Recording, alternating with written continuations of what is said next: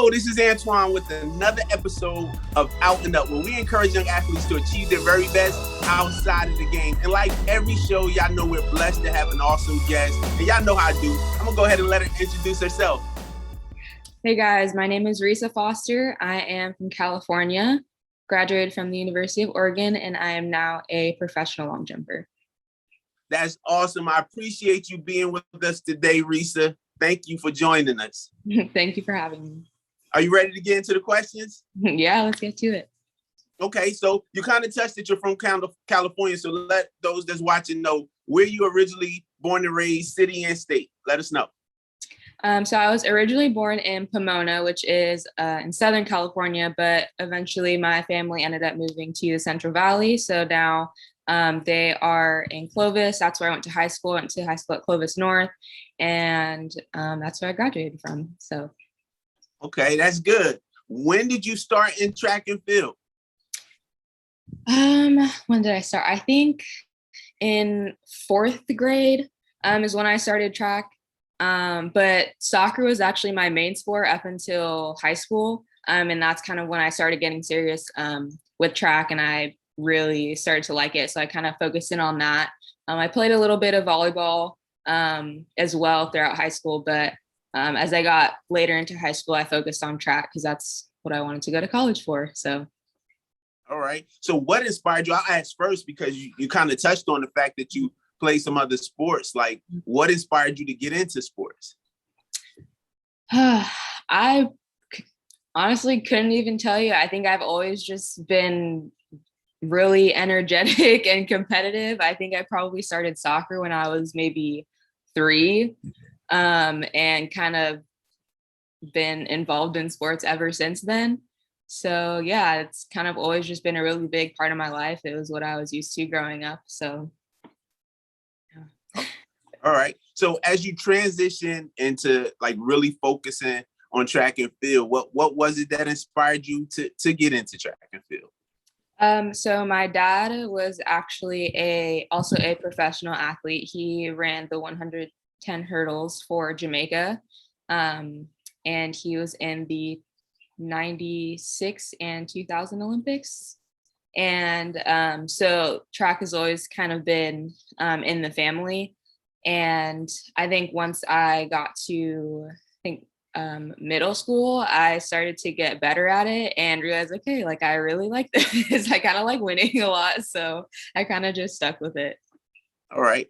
At what point in time can you say that you really begin to develop the aspirations to like really compete on a high level, or that you knew that you had the ability to compete on a high level?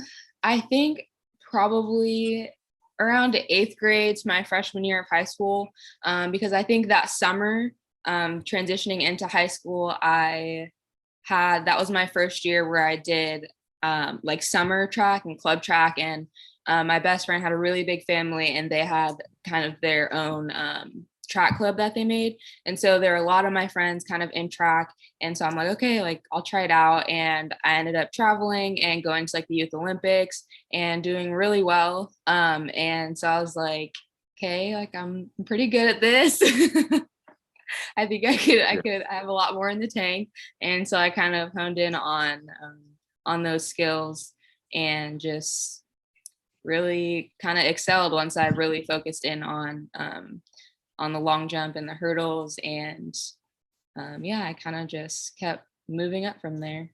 That's awesome. So you kind of talked about, participating in the Junior Olympics. What are some of the other accomplishments you can remember? Let's just say kind of between your elementary and middle school kind of time frame. Like, what are some of your greatest accomplishments? Even on into high school, what were some of your greatest accomplishments?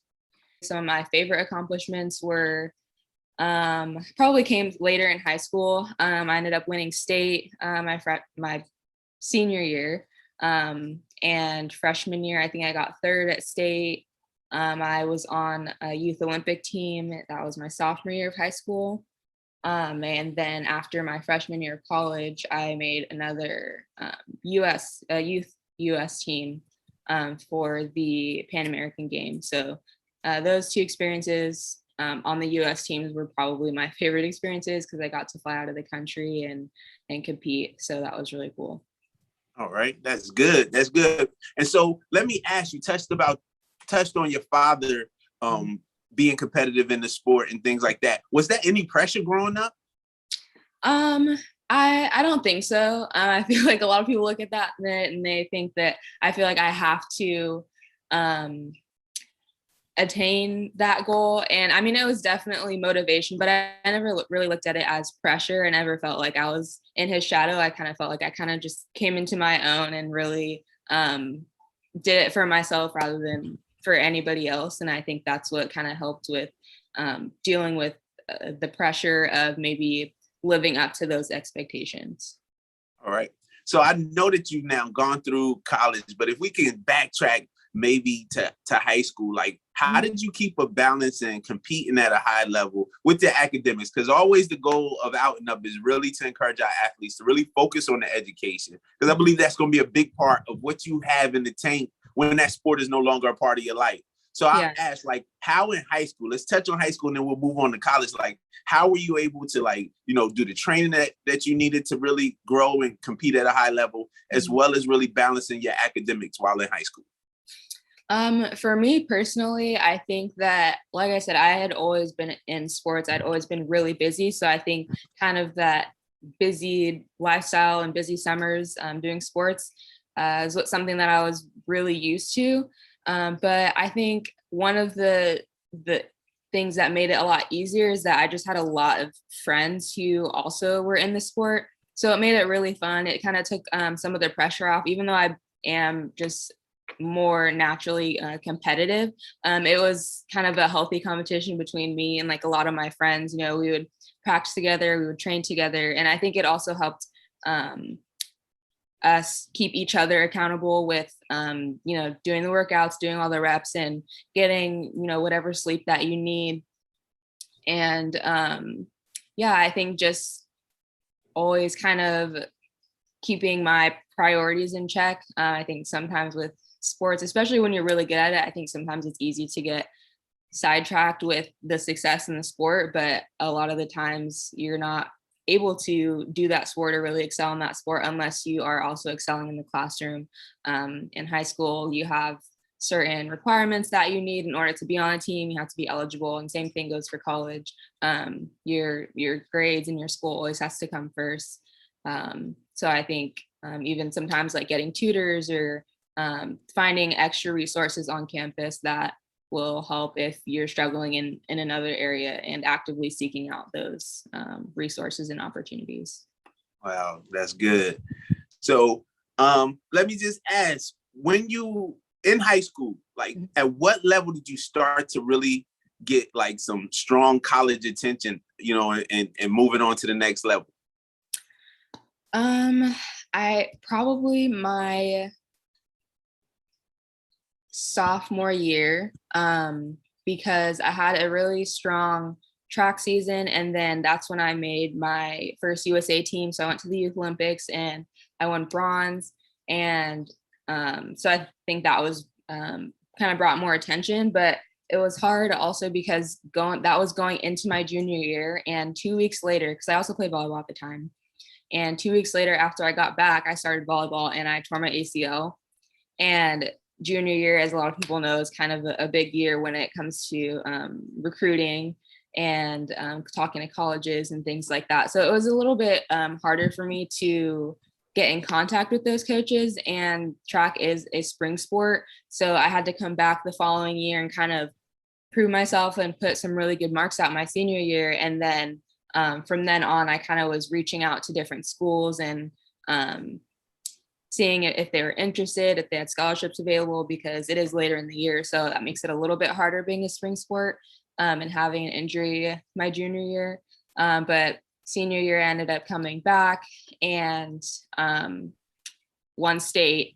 And so I think that kind of solidified that maybe that question, whether or not I would be okay, you know, coming back and being able to compete back at that level. So for me, I did have attention a little bit early on, but I kind of had to prove myself again in order for those colleges to see, okay, like she can still do this. So I did have to do a little bit of work on my end and just reaching out to colleges and saying, hey, like I'm still around, I'm still here. So. All right. So I want to touch on some of the schools that you had attention from, but one thing I want to touch on first, because I think it's so important as we try to just continue to remind kids on just the importance of having a life outside of it. You went through the adversity of, getting the attention, then you had the injury. Mm-hmm. And so emotionally, did you go through anything now seeing some of the schools maybe pull back because you were dealing with an injury? So like, speak to that. Kids don't know that happens. The school can be all on your radar, all into you. Then you get an injury, and now here you are senior year having to prove yourself so that you can put yourself back in the same situation. Can you speak on that real quick? Yeah, absolutely. I think it was definitely pretty difficult for me, just like emotionally and mentally. Like that was my first major injury, and so kind of navigating that was definitely difficult. And then on top of that, kind of that uncertainty of, okay, like, is the college going to want me? Like, what are they like? Are they going to decrease the amount of scholarship that they're offering? And some of them did. And like I said, I kind of had to come back and prove myself and say, hey, like I can still compete at this level. But yeah, I think kind of in the beginning, some of them reached out. They were really interested. I went and visited some of the campus on doing some unofficial visits. And but then by the time my senior year came around, like some of them had already found interest in maybe other athletes, or maybe the scholarships weren't available. So I think kind of navigating that was definitely difficult. And I mean, it's in a way it's understandable. Like I know it's a business and they want the best of the best a lot of the time. But yeah, I think sometimes schools can forget, or maybe they don't want to go out on a whim on some people because they may not know you personally and they may not want to take that chance. So I think sometimes you just have to put yourself out there and kind of either talk to them or prove to them that you can still compete at that level and you are worth taking the chance on. So. That's good. Well, I appreciate you for that information. So what were some of the schools that you had interest? I know you say around sophomore year or whatever, prior to the injury. Like what were some of the schools you may have been in conversation with or that was showing interest in you? And then you can kind of touch on how you got to the point of making the decision to go to Oregon and, what were the things that were in place? Yeah, so I think probably one of the biggest schools that reached out to me was USC. And so I took an unofficial visit there and they're like, yeah, like, we really want you here. And then obviously I got injured. And so they kind of pulled back a little bit.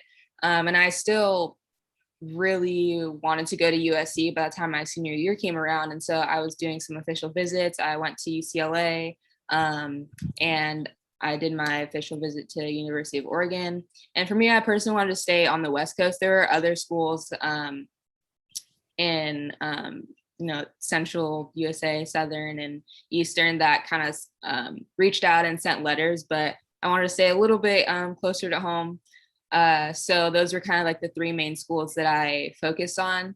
And so when I took my official to USC, to UCLA, and then I didn't even want to go to Oregon. I was like, oh, like, I'm probably going to say no. Like, I'm not really going to waste my time. It's fine. And then my parents like, oh, you never know. Like, let's just look around, see what they have. Worst that can happen is you got a free trip.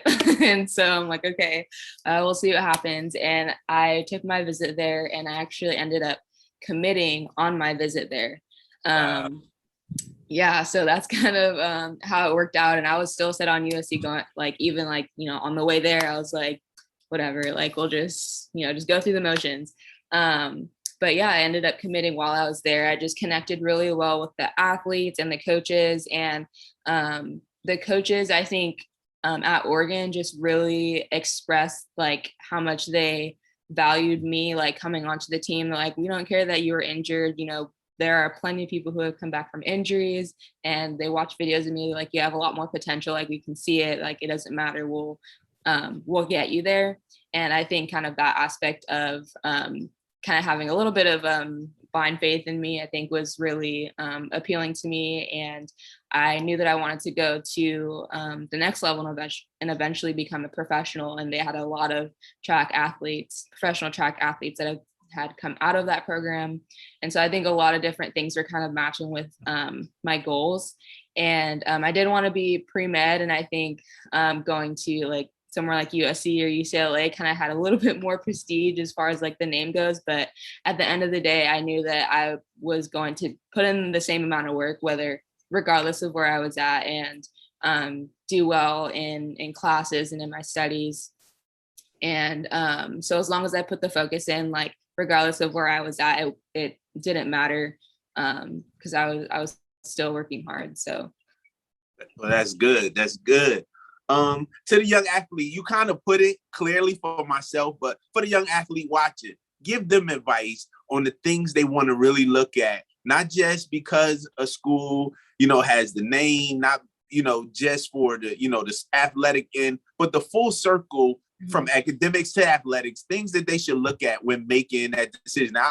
I'll laugh and say that as a male, I talk to young kids all the time. So many kids over the last, 10, 15 years have grown so in love with Oregon. Like Oregon has the coolest uniforms.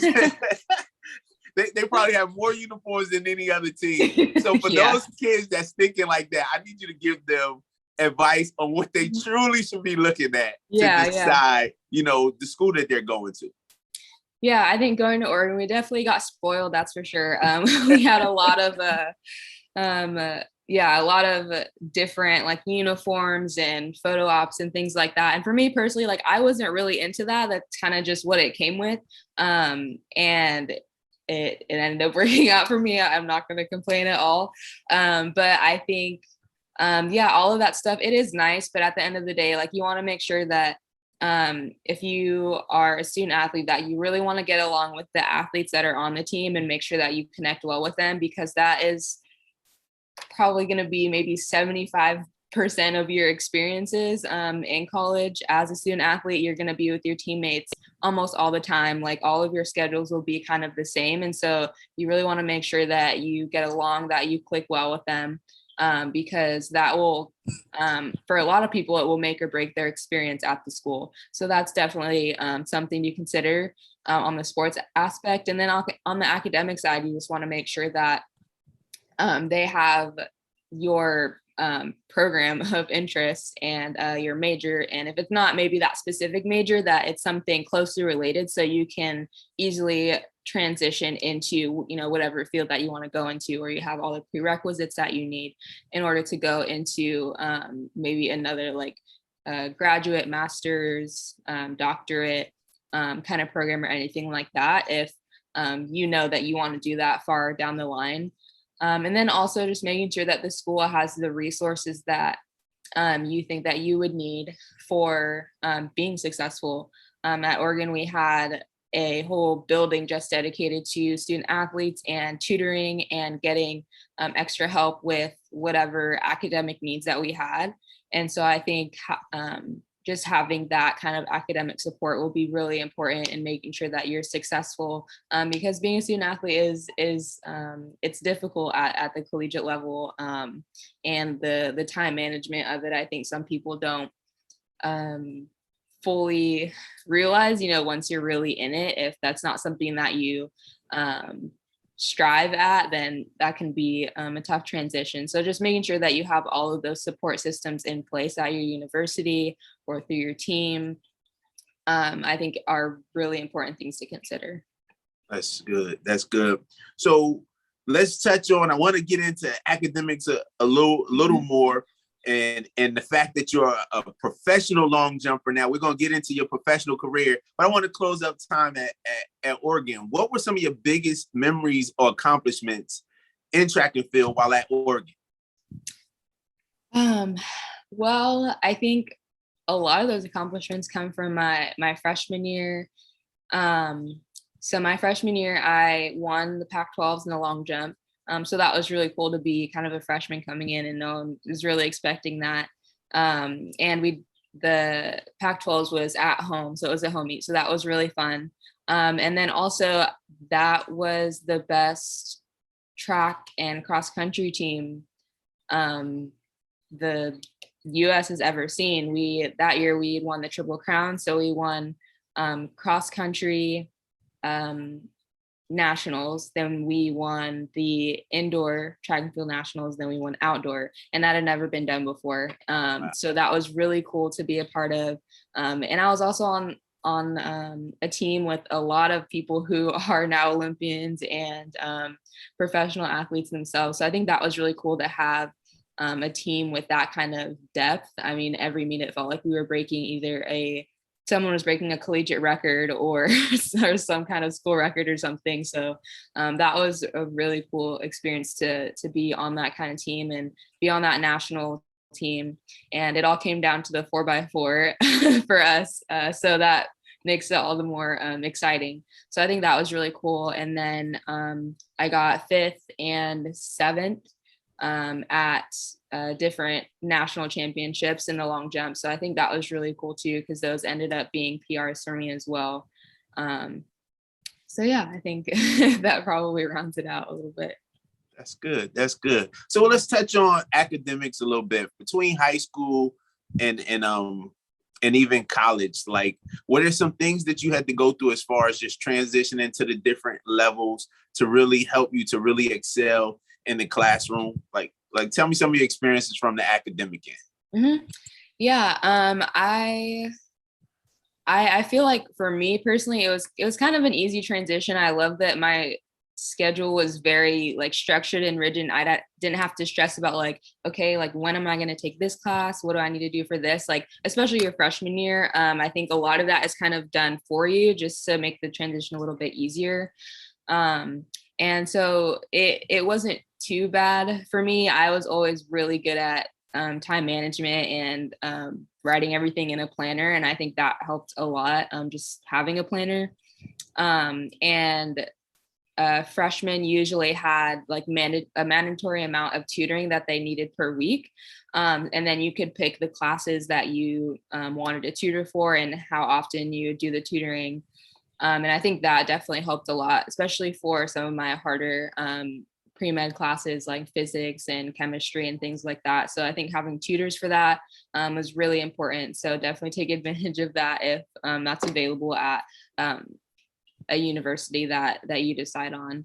But yeah, I think just really taking the time to kind of just like sit down maybe once a week and just writing down in a planner or or somewhere in a calendar to see everything that you have going on that week and kind of just giving yourself an outline on what you want to do and when. And I think that kind of takes the stress away a little bit about doing things last minute or procrastinating on an assignment or being like, oh my gosh, I didn't realize I had an assignment due like in an hour or something.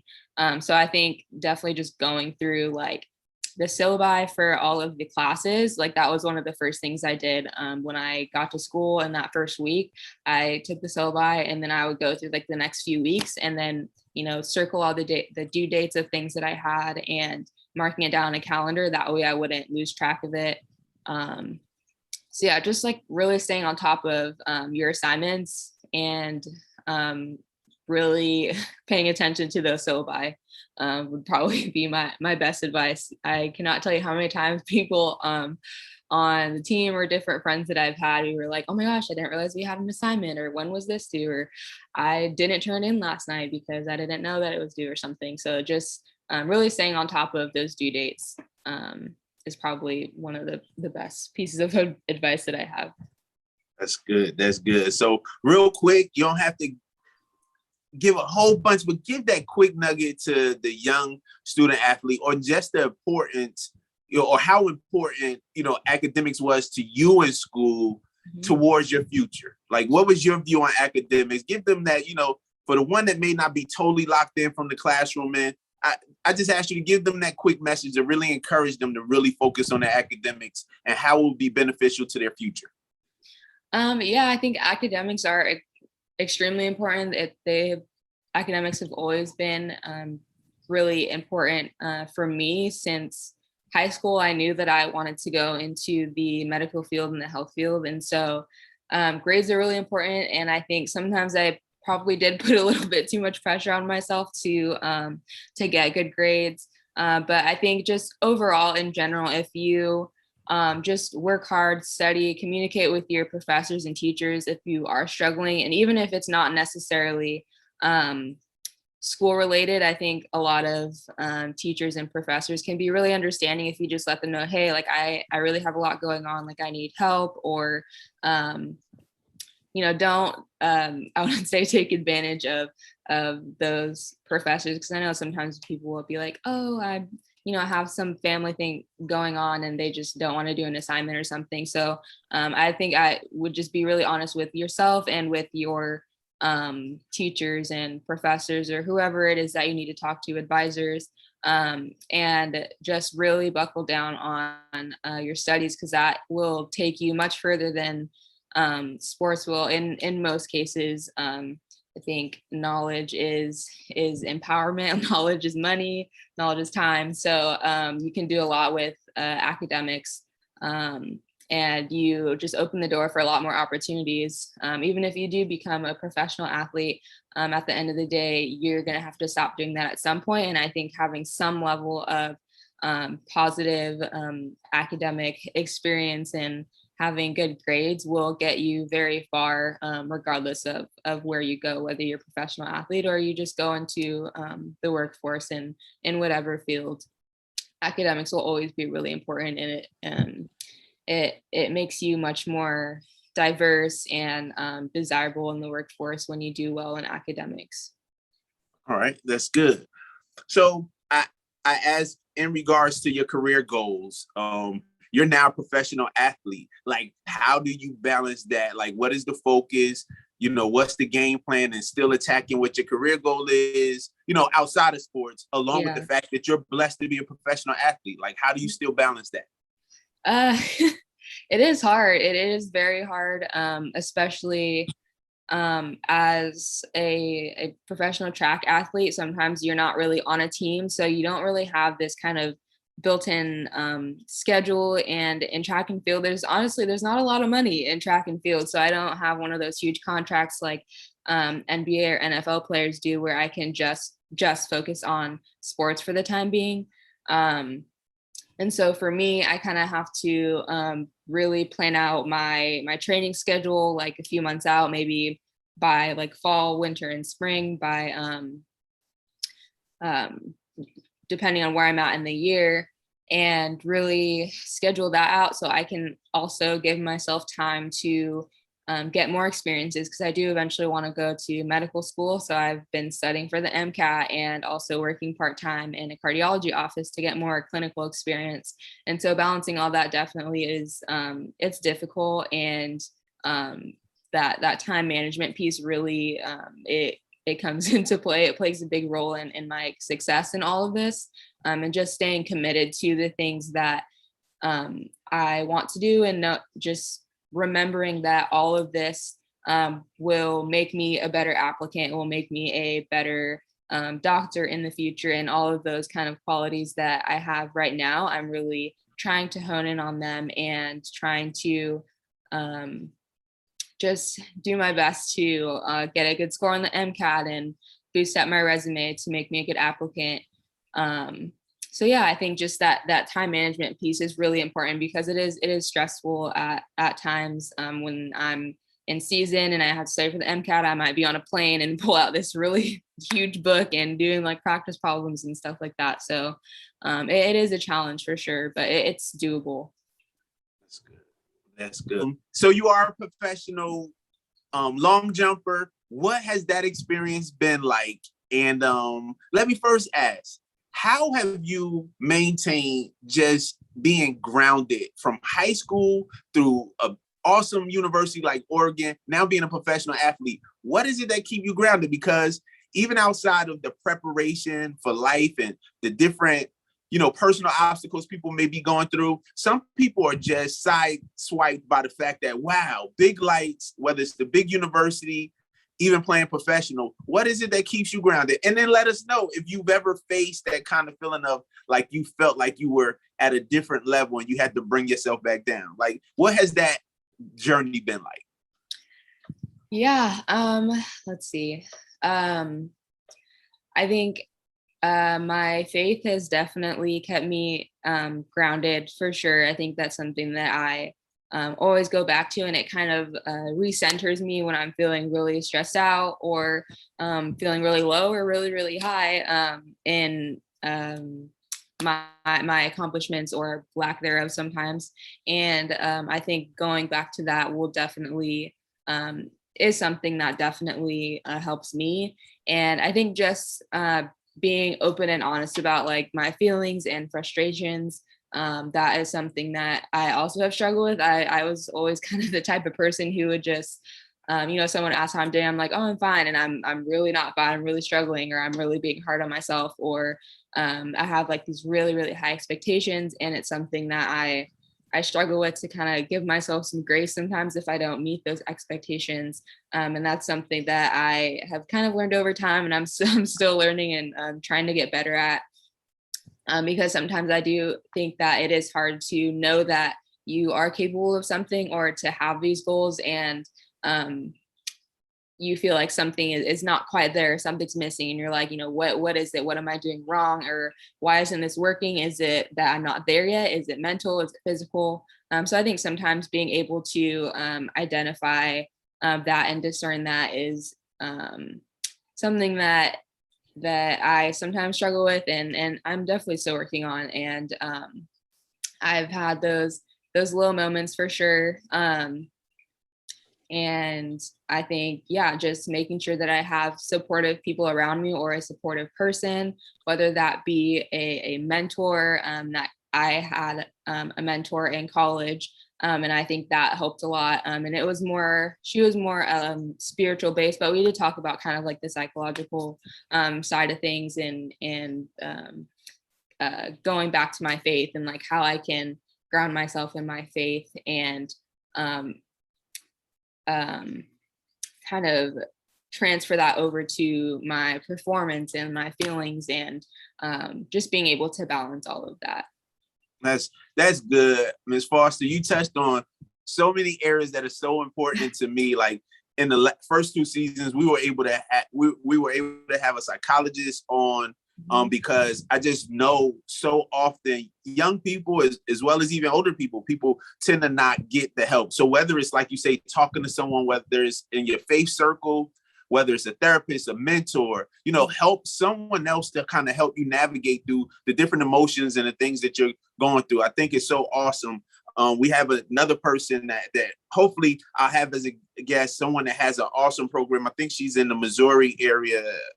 But I've been in contact with her, but she has programs that helps athletes deal with the mental mindset of things. Like it's beyond just your physical ability. Absolutely. And so you Absolutely. have to be able to deal with the mental part of it. But the other part you touched on was just your foundation and your faith. I have this thing, and it's a part of a whole curriculum that I'm putting together for athletes. But one of the things I tell them to do is know your gift. And so the G and the I stand for something else. You have to look forward to the curriculum. But the F, because it's just GIF is the acronym, the F is your foundation. I always tell groups, just spoke to a group of kids this week, that my foundation is my faith. And so it is in your foundation that you find your moral and ethical beliefs. And so those are the things that ultimately keep you when the storms of life come. And so for you, it's been your faith that's helped to keep you grounded. And so you touched on so many areas that I think it's important that our young people know, which I think is a lot of time the reasons why we can see a college or a pro athlete go on to perform at a high level, but then they're making these silly mistakes and bad decisions because of a lack of foundation. Right. And so your foundation and your faith has worked well for you. It works well for me. And so I just encourage the young person to know what your foundation is, because ultimately when those adversities come, that's the thing that's going to help keep you standing. And I always give the comparison to the Tower of Pisa, like this beautiful landmark that people go visit in Italy, but it was built on poor foundation. So we're taking pictures of it. People are going to visit. All these, tourists are coming, but this building, they say maybe over 200 years, could possibly fall completely. Yeah. So I just think it's important that we focus in on our foundation. And I thank you for kind of leading us into that area and giving us your story So we don't want to hold you much longer, but I do want to say, what has been your life on a professional level. Just tell us about the awesome experiences now that you've been able to really perform on a high level and being a professional in track and field. Yeah, so this year's my first year as a professional athlete, and it is definitely different than collegiate athletics for sure. Depending on kind of the level and your contract, track is kind of complicated. There are a lot of different avenues and different caveats to being a professional track athlete, but yeah, it's overall I've had a little bit of a roller coaster of a year, but at the end of the day, I was able to PR on my last meet and feel really good going into next year. And that mark was, I think it was a 9-inch PR, jumped 22.3. So yeah, that was really fun to do. And I've been able to kind of travel all over the country, and hopefully next year I can get to do more meets over in Europe and kind of go explore some more out of the country. So I'm really excited about the upcoming year. And I was able to do a couple meets over at Oregon. And so that was fun to kind of go back to my alma mater and be able to compete back in that stadium again. And hopefully there'll probably be a lot more meets over there in the future that I'll be attending. But yeah, I mean, overall, it's been a solid first year, and I'm looking forward to next year for sure. All right. So you were in school for the most part doing this transition of the whole NIL thing. Like, what have been the pros and cons to that transition? Have, you know, what you've seen maybe with yourself or with other athletes, what have been some of the pros and cons to the whole NIL change? Yeah. So I think that change actually came the year that I graduated. So I just missed it, but looking at kind of some of my old teammates, and my younger brother is also a student athlete. He goes to Florida. He also runs track, so he kind of got the benefits of doing some of those deals and stuff. So I think it's been pretty positive for the most part. I think for maybe some people it could be a distraction, kind of just depending on how you handle it. But overall, I definitely think it's kind of been something that is positive. It gives athletes kind of their own avenue to making money and being able to save that money or use it for other college expenses if they're not on full scholarship or something like that. So I think it's been a lot of people have had really positive experiences with it. That's good. That's good. So just speak to, again, with the show, it's about just really giving back to the young athlete. What have been some of your experiences with just being able to talk to maybe other young athletes, whether it was teammates or even young people in the community? Like, how important is it to you to really give back and be able to kind of mentor and help kind of encourage the young athlete coming up behind you? Yeah, I think doing work with youth and high school athletes, that I feel like that comes kind of natural to me. Like I love kind of mentoring younger kids, and all throughout college, I actually worked in the nursery and the toddler room and taught those classes at my church that I went to. So I love that kind of stuff. I love giving back to the younger community, and just kind of being able to be that example, especially as a Black woman. You don't see a lot of Black women in medicine, or you don't really, and on top of that, even less so, you don't really see a lot of Black student athletes who are also pre-med. So there were not a lot of people that looked like me, that were doing what I was doing. So it was definitely hard. And so I kind of just want to be that example to show people that it is possible and you can be successful in all of those aspects. You know, you don't have to choose one or the other as long as you're willing to put the work in. And so, yeah, I think just even in the profession that I'm going into, it's all about giving back to people in one way or another. So, yeah, that aspect is definitely really important to me. And I'm always happy to talk to youth and give back and just answer questions, or just be someone to talk to, be that safe space for people. So I greatly appreciate Ms. Foster for joining us. I really feel like Out and Up is ready to take off and really take off and go running. Like, we're blessed to have Miss Foster on the show. Last season, we had Miss Demetria Davis, a former USC track star that won a slew of championships at USC, I think early 2000s or somewhere around there. We've had Calicio Newman, a former professional track and star athlete. We had Mr. Holloway, which is I think long jumper at University of Florida.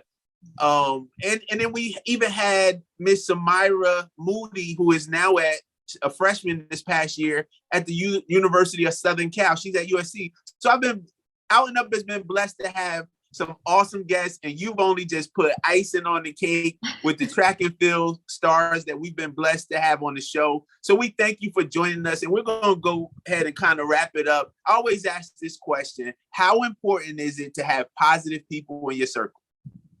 Oh, it is absolutely so much more important than people realize. And I have had people close to me who, didn't really match that positive energy in it. I noticed that it really kind of brought me down over time. And I think just being able to maybe not necessarily completely cut those people out of your life. Sometimes you don't really have control of the people around you, maybe people on your team or family members. But I think just keeping those positive people and those people that maybe you look up to or those people that you trust, keep them really close and really take their words of affirmation and those positive words that they give you and encouragement.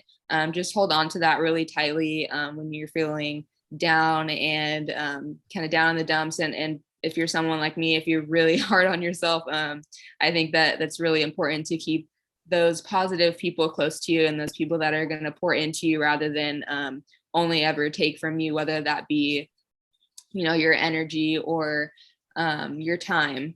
And I think just being able to, like I said, just hold those people really close to you and communicate with them. And I think that will definitely help a lot more than you might realize.